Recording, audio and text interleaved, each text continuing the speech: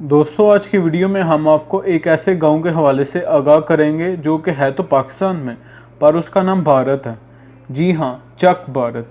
ये सुनकर आप कश्मकश की कैफियत में दाखिल हो गए होंगे कि किस तरह मुमकिन हो सकता है, क्योंकि पाकिस्तानी और भारतीय दोनों एक दूसरे के हवाले से अच्छे ख्यालात नहीं रखते। इस वीडियो में हम आपको बताएंगे इस गाँव का नाम चक भारत कब, कहाँ और किसने रखा।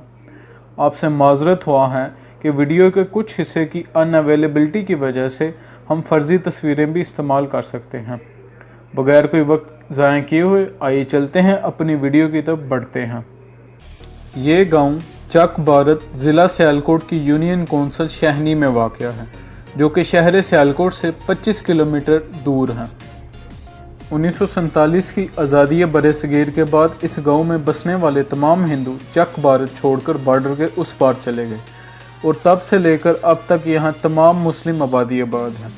ये बहुत ही छोटा गांव है। एक रिपोर्ट के मुताबिक यहाँ की आबादी 600 से 1000 के दरमियान है और यहाँ मकानात की तादाद 20 से 22 के दरमियान की है।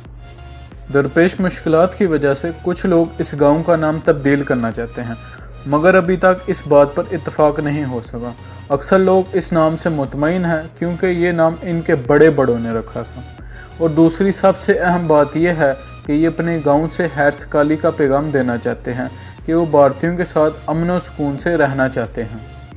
भारत से दुश्मनी होने की वजह से अक्सर लोग ये सोचते होंगे कि इस गांव का नाम सरकारी कागज़ों में दर्ज नहीं होगा, मगर यहाँ हुकूमत पाकिस्तान की तारीफ़ करनी चाहिए कि शनाख्ती कार्ड, यूटिलिटी बिल्स और सरकारी कागज़ों में इस गांव का नाम चक भारत ही लिखा गया है, जो कि दुनिया में पाकिस्तान का इमेज मस्बत और पुरअमन मुल्क के तौर पर ज़ाहिर करता है।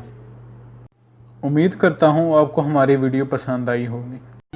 Thanks for watching the video. Please like and comment and subscribe our channel to get updated to our next video.